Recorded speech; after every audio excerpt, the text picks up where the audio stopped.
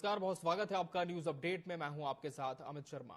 उत्तराखंड में smart meter लगाने की कवायद शुरू हो गई है और जून 2026 तक राज्य में लगभग 15,88,000 मीटर लगाए जाएंगे।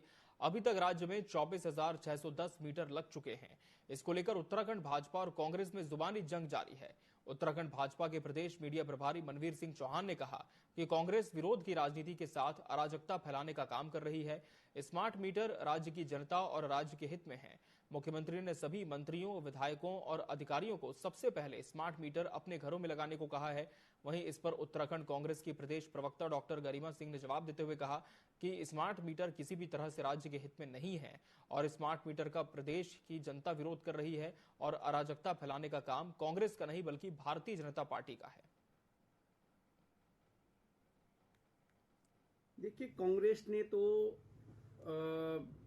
विरोध की राजनीति के साथ साथ अराजकता का भी माहौल वो बनाने की कोशिश कर रही है, लेकिन हम ये दावे के साथ कह सकते हैं कि स्मार्ट मीटर प्रदेश के हित के लिए है, प्रदेश की जनता के हित के लिए है।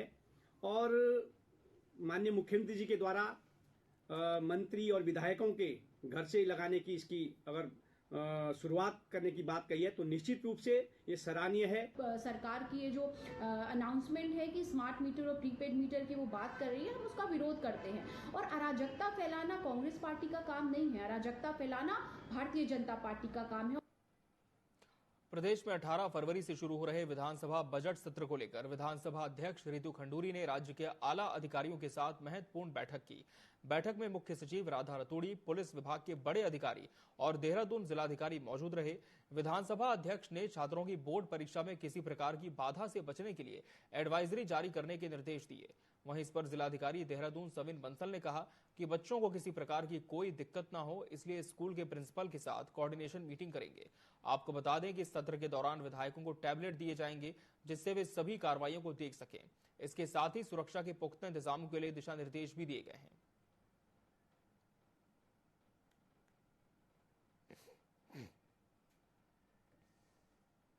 साल का पहला सेशन है तो हमारे जो ऑनरेबल गवर्नर साहब हैं उनका भी अभिभाषण होता है। तो हमारी पूरी तैयारी है, विधानसभा सचिवालय की पूरी तरह से तैयारी है। आज आपने जैसे देखा था कि जो हमारी बैठक हुई है, रेगुलर बैठक होती है, वो बैठक हुई है और उसमें हर तरह के बिंदुओं पर हम लोगों ने डिस्कस किया और फिर आदेशित किया है अफसरों को कि सत्र बिल्कुल ही अच्छी तरीके से चले, इसका ध्यान हमको रखना है। कोऑर्डिनेट ऐसे करें और रूट प्लान भी ऐसे किया जाए कि बच्चों को भी असुविधा ना हो और सत्र में भी व्यवधान ना हो। स्कूल प्रिंसिपल से हम कोऑर्डिनेशन मीटिंग कर लेंगे और ये प्रयास भी किया जाएगा कि बच्चों को थोड़ा सा अर्ली स्कूल्स में रिक्वेस्ट की जाएगी कि they should arrive early to their respective schools, जिससे जब हमारे ट्रैफिक कंजेशन का टाइम हो तो उससे पहले ही वो अपने गंतव्य स्थान तक पहुंच जाएं। रुद्रपुर में दरोगा की मारपीट मामले में कांग्रेस ने सरकार पर जमकर निशाना साधा, जिस पर भाजपा ने जवाब दिया है। भाजपा के प्रदेश मीडिया प्रभारी मनवीर सिंह चौहान ने कहा कि पार्टी के अगर किसी कार्यकर्ता ने गलत किया है तो उसके खिलाफ कार्रवाई हुई है। वहीं अगर पुलिस ने गलत किया है तो सरकार ने उनके खिलाफ भी कार्रवाई की है। कांग्रेस को भाजपा पर आरोप लगाने से पहले अपने गिरबान में झांकना चाहिए। जब राज्य में कांग्रेस का शासन था उस वक्त राज्य में अराजकता फैली हुई थी।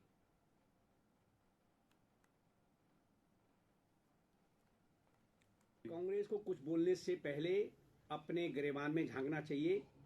उनके जब वो सत्ता में थी 2012 से 17 में और 2002 से 7 के बीच, उस समय उत्तराखंड की जनता ने किस तरह की अराजकता कांग्रेस के लोग करते थे, इसलिए उनको उस पे सोचना चाहिए। लेकिन भारतीय जनता पार्टी के कार्यकर्ता हों चाहे कोई भी हो, सब बड़े अनुशासन के साथ रहते हैं और भारतीय जनता पार्टी में ही ये संभव है, भारतीय जनता पार्टी की ये सरकार में संभव है, दोषी कोई भी हो उसके खिलाफ कार्रवाई की गई है।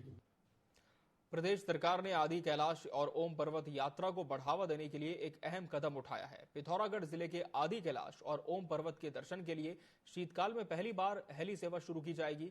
रुद्राक्ष एविएशन प्राइवेट लिमिटेड की ओर से MI-17 हेलीकॉप्टर से नवंबर माह में यह सेवा शुरू की जाएगी। आपको बता दें कि उत्तराखंड कैबिनेट ने इसकी मंजूरी दे दी है। इससे पर्यटन को बढ़ावा मिलेगा और स्थानीय लोगों को रोजगार के अवसर प्राप्त होंगे।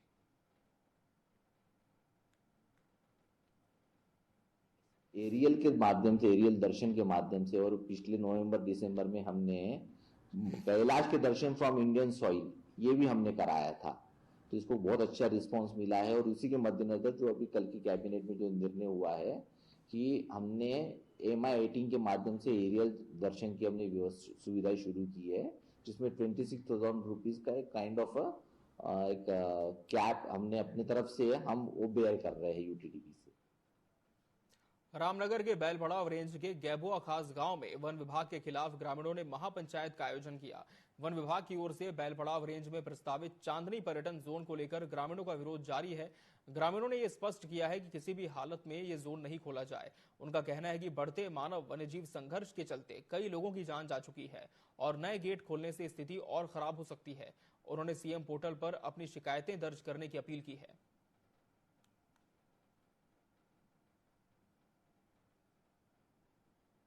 बाघों के हमले तो यहाँ को क्यारी और इधर देखने को ही नहीं मिले। जो पहला हमला हुआ वो क्यारी के अंदर हुआ था और क्यारी से होकर ही ये जोन बन रहा है।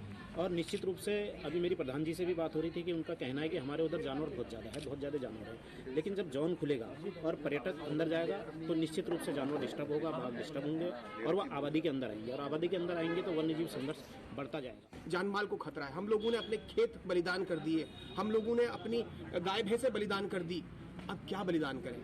हम लोगों को जागरूक कर रहे हैं और कोशिश ये रहेगी कि हम इस मुद्दे पे लामबंद होने की कोशिश कर रहे हैं। आगे हम और ग्राम सभाओं तक जाएंगे और कोशिश कर रहे हैं कि इस मुद्दे को हम अंत तक लेके जाएंगे, चाहे इसके लिए कोर्ट। ये हमारे जो महापंचायत यहाँ पे करी गई है, ग्रामीणों का इसको लेके पुरजोर हमने विरोध किया है कि हम किसी भी कीमत में ये 4 दिन वाली जो नहीं खोलने देंगे। हमें इस लड़ाई को, जो अभी हमारी ये लड़ाई शुरू हुई है, हम इस लड़ाई को यहाँ से बहुत आगे तक लेके जाएंगे और किसी भी कीमत में ये 4 दिन वाली जोन को खुलने नहीं देंगे। उत्तराखंड विधानसभा एक शोध की शुरुआत आगामी बजट सत्र 18 फरवरी के दिन से शुरू कर रही है।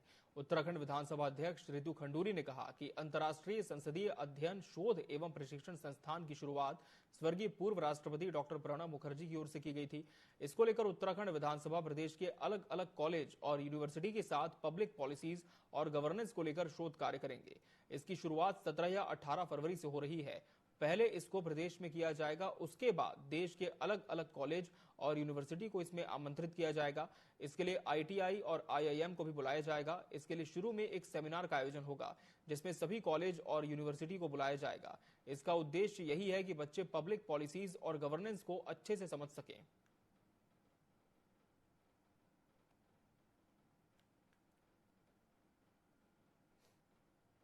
उत्तराखंड के जितने भी बढ़िया यूनिवर्सिटीज़ और कॉलेजेस हैं पहले उनके साथ और फिर भारत के यूनिवर्सिटीज़ और कॉलेजेस के साथ पब्लिक पॉलिसी रिसर्च और गवर्नेंस पे हम लोग बच्चों को इनकरेज करेंगे कि वो रिसर्च करें, शोध करें और किस तरह से हम अपनी पॉलिसीज़ को, जो पब्लिक पॉलिसीज़ हैं उसके बारे में बच्चे उसके बाद क्या सोचते हैं। चाहे वो बहुत सारी हमारी सरकारी पॉलिसीज़ आती हैं। लोहाघाट के बिसुंग क्षेत्र के ग्रामीणों ने रविवार को सराहनीय कार्य करते हुए घायल बारहसिंगा की जान बचाई। वन विभाग की टीम ने ग्रामीणों के सहयोग से बारहसिंगा का सफल रेस्क्यू कर सुरक्षित जंगल में छोड़ दिया है। क्षेत्र के युवाओं ने बताया कि रविवार सुबह श्वानों के झुंड ने गांव के थली मैदान में एक बारहसिंगा के बच्चे को घेर लिया था, जिस कारण उसकी जान खतरे में पड़ गई थी। श्वानों की आवाज सुन ग्रामीण मौके पर पहुंचे और उनके झुंड को भगाकर उसकी जान बचाई। वन दरोगा नंदा वल्लभ भट्ट ने बताया कि बारहसिंगा का सफल रेस्क्यू कर सुरक्षित जंगल में छोड़ दिया गया है। उसे हल्की चोटें आई हुई हैं। उन्होंने कहा कि युवाओं ने वन्य जीव की जान बचाकर बेहतरीन कार्य किया है।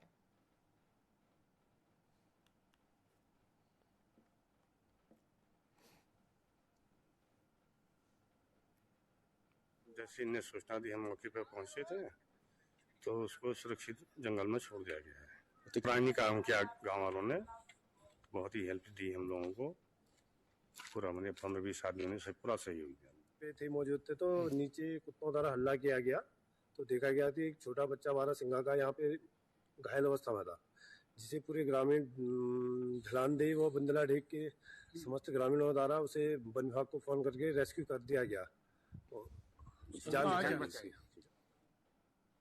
रुद्रपुर के ट्रांजिट कैंप थाना क्षेत्र में एएनटीएफ टीम ने 2 किलो 14 ग्राम चरस के साथ एक स्कूटी सवार तस्कर को गिरफ्तार किया है, जिसके बाद पुलिस ने आरोपी के खिलाफ एनडीपीएस एक्ट के तहत मुकदमा दर्ज किया और जांच शुरू कर दी। टीम ने आरोपी से एक मोबाइल फोन, 3000 नकदी और एक स्कूटी जब्त की। आपको बता दें कि बरामद किए गए चरस की अंतर्राष्ट्रीय बाजार में कीमत 4 लाख रुपए से अधिक बताई जा रही है।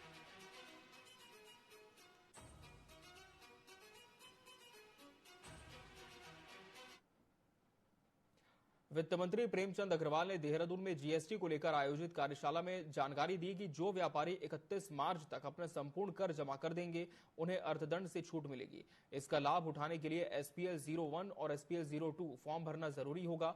उन्होंने कहा कि इसका उद्देश्य अधिक से अधिक राजस्व जमा करना है और इसके लिए सरकार समय समय पर कर जमा कराओ, इनाम पाओ जैसे कार्यक्रम आयोजित करती रहती है।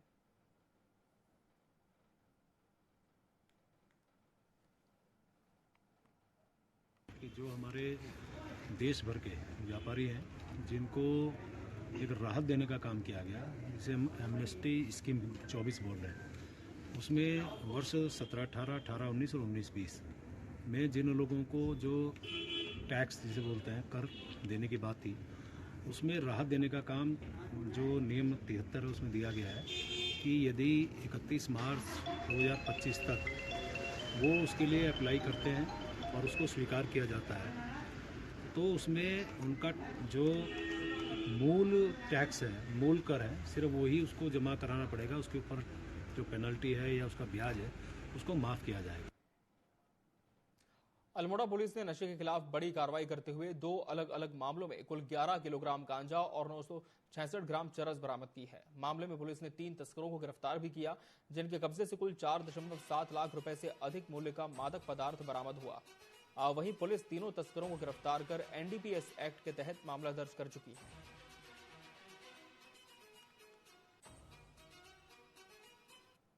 नशे के खिलाफ हमारे राज्य में माननीय मुख्यमंत्री जी के निर्देश पे लगातार कार्रवाई चल रही है। उसी कड़ी में आज 2 अलग अलग हमारे जनपद में कार्रवाई हुई, जिसमें सल्ट थाना क्षेत्र में लगभग 11 केजी के आसपास गांजा पकड़ा गया, जिसमें 2 अभियुक्त है जो मुरादाबाद के रहने वाले हैं, उनको हमने गिरफ्तार कर लिया है।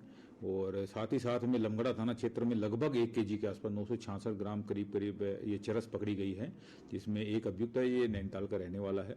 और ये दोनों चीज़ों की कीमत लगभग 5 लाख के आसपास में है, जो कि अच्छी एक हमारी तरह रिकवरी है। और भविष्य में भी ये जो नशे के खिलाफ अभियान वो लगातार। और यहाँ रुकेंगे एक ब्रेक के लिए। ब्रेक के बाद भी खबरें जारी हैं।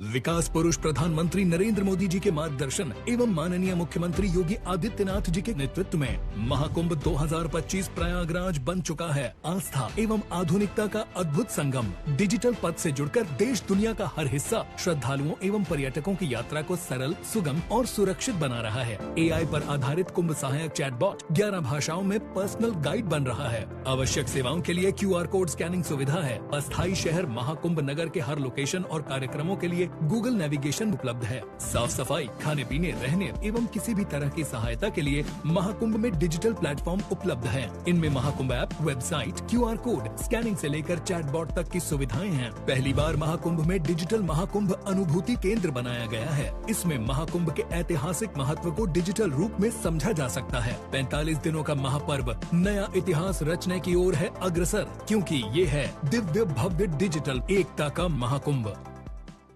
13 जनवरी पौष पूर्णिमा से 26 फरवरी महाशिवरात्रि तक महाकुंभ 2025 का साक्षी बन रहा है प्रयागराज का संगम तट। 45 दिनों तक चलने वाले पृथ्वी के सबसे बड़े मानव समागम में करोड़ों श्रद्धालु पुण्य की डुबकी लगाकर बन रहे हैं सांस्कृतिक एकता के सहभागी।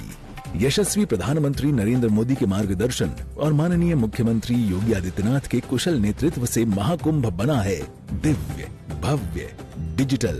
कुंभ सहायक चैटबॉट ने 11 भाषाओं में हर सेवा की जानकारी देकर एकता के महासंगम को बनाया है स्वच्छ, सुरक्षित, सुव्यवस्थित। नए घाट, रिवर फ्रंट रोड, पांटून पुल, फ्लाईओवर, चमचमाती सड़कें, पार्किंग, हजारों बस और ट्रेन, नवीन एयरपोर्ट टर्मिनल, आधुनिक टेंट सिटी जैसी सुविधाओं से पुण्य स्नान हुआ है आसान। महाकुंभ का है अटल संदेश, एकजुट हो अपना देश।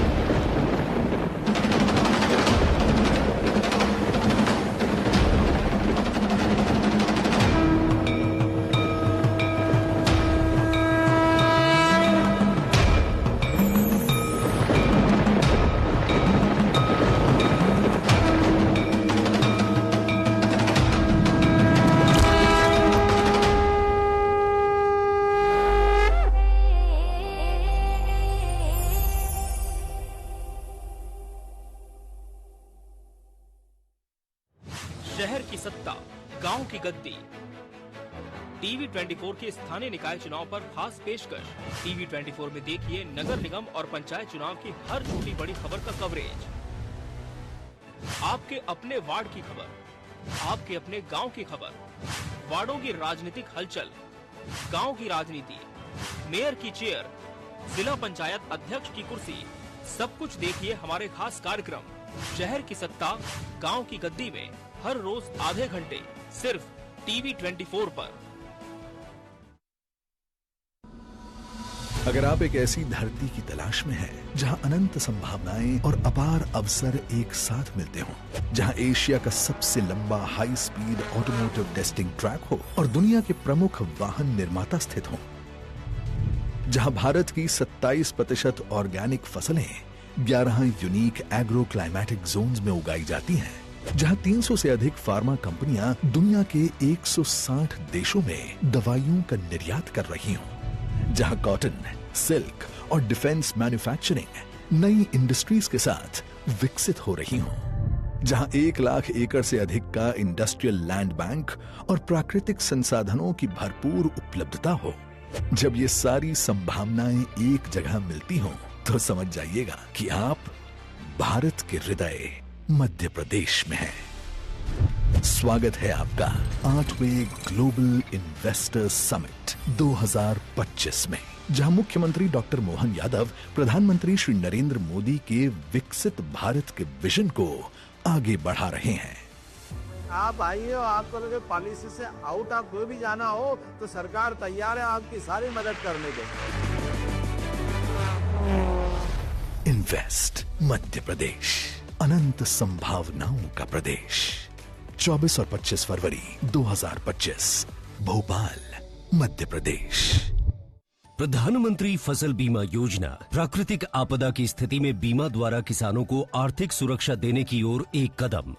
हमने फसल बीमा योजना को अधिक प्रभावी बनाया, उसके दायरे में ज्यादा किसानों को लाए।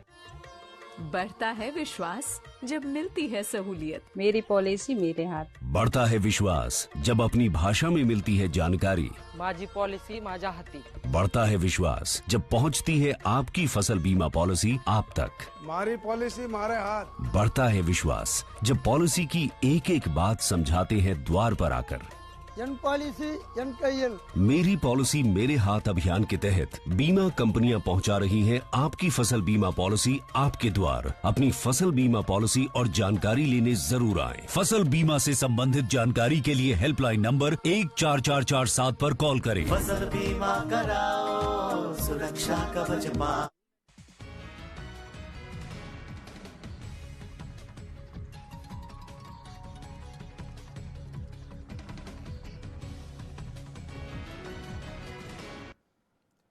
ब्रेक के बाद एक बार फिर स्वागत है आपका। बढ़ते हैं खबरों की ओर। उत्तराखंड में 18 फरवरी से बजट सत्र शुरू होने वाला है, जिसको लेकर उत्तराखंड विधानसभा अध्यक्ष ने विधानसभा में अधिकारियों के साथ बैठक की। मीडिया से बात करते हुए उत्तराखंड विधानसभा अध्यक्ष रितु खंडूरी ने कहा कि अभी तक आगामी बजट सत्र के लिए 30 माननीय विधायकों ने सवाल भेजे हैं। ये 521 सवाल हैं और अभी तक उनके पास 2 विधेयक ही आए हैं।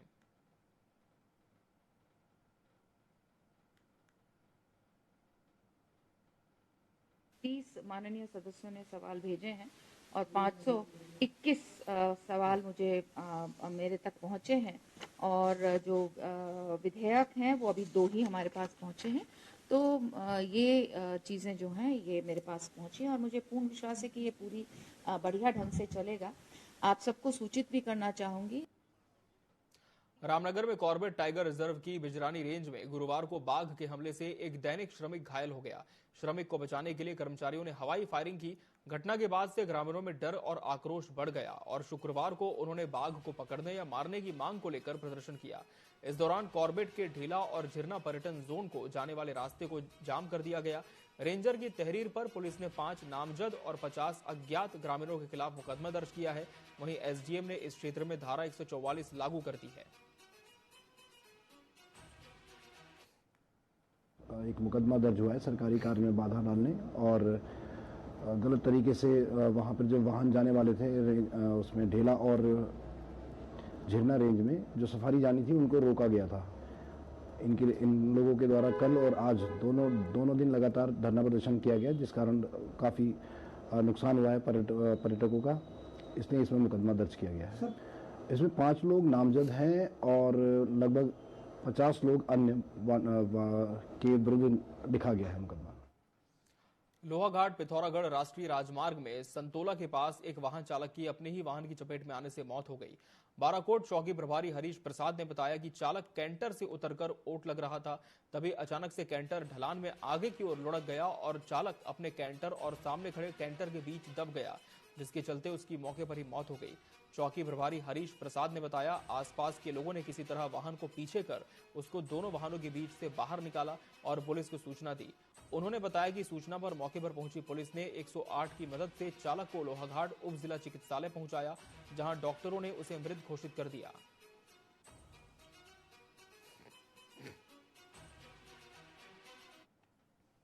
एक व्यक्ति ग्राम संतोला से आगे गैरी गांव के पास राष्ट्रीय राजमार्ग पर अपनी स्वयं के कैंटर को जो है पार्क लगा रहा था, तो पत्थर ओड़ लगाते समय वो ओड़ अचानक निकल गया और ये पंकज कुमार पुत्र डिगर राम निवासी गैरी गुनाड़ा का है, 30 वर्ष का है। ये अपनी ही गाड़ी के चपेट में आने से जो है इसको गंभीर चोटें आई हैं और इसको तत्काल 108 के माध्यम से कल रात ही हम लोग यहाँ लाए उजला चिकित्सालय लोहाघाट में, लेकिन चिकित्सकों द्वारा इनको जो है मृत घोषित किया है और आज हमारे द्वारा जो है इनके शव का जो है पंचांग भर के पोस्टमार्टम कार्रवाई की जा रही है। बागेश्वर जिले के राजकीय प्राथमिक विद्यालय देवलखेत में जिलाधिकारी आशीष भटगाई ने कॉनकॉर और सुविधा के सहयोग से स्मार्ट क्लास, वॉल पेंटिंग और शौचालय नवीनीकरण कार्यों का रिबन काटकर लोकार्पण किया। इस दौरान बच्चों ने रंगारंग कार्यक्रम प्रस्तुत किए और जिलाधिकारी ने स्मार्ट क्लास का निरीक्षण किया। आपको बता दें कि जिलाधिकारी ने छात्रों को खेल सामग्री वितरित की और डिजिटल शिक्षा को बढ़ावा देने की दिशा में इस कदम की सराहना की। वहीं जिलाधिकारी ने कहा कि इससे बच्चों को आधुनिक तकनीक सीखने और पढ़ाई में सहूलियत मिलेगी।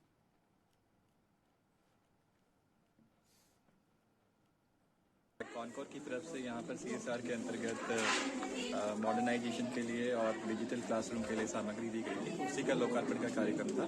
तो उसी के क्रम में हम लोग यहाँ पर आए थे और काफ़ी अच्छा डिजिटल क्लासरूम यहाँ पर बनाया गया है। साथ ही साथ स्टूडेंट्स को स्पोर्ट्स की सामग्री भी यहाँ पर वितरित की गई है और यहाँ पर जो पेंटिंग्स की गई हैं स्कूल्स में वो भी काफ़ी अच्छी की गई हैं। उसी तरीके से जनपद के अंतर्गत और भी विद्यालयों को हम लोग फेज मैनेजमेंट कर रहे हैं और वहाँ पर डिजिटल क्लासरूम बनाने का, रिनोवेशन करने का और जो स्पेशली हमारे टॉयलेट्स होते हैं उनका मॉडर्नाइजेशन करने का सब प्लानिंग हम लोगों की है और उस पर हम लोग वर्क कर रहे हैं। न्यूज अपडेट में फिलहाल इतना ही। मुझे और मेरी पूरी टीम को दीजिए इजाजत। नमस्कार।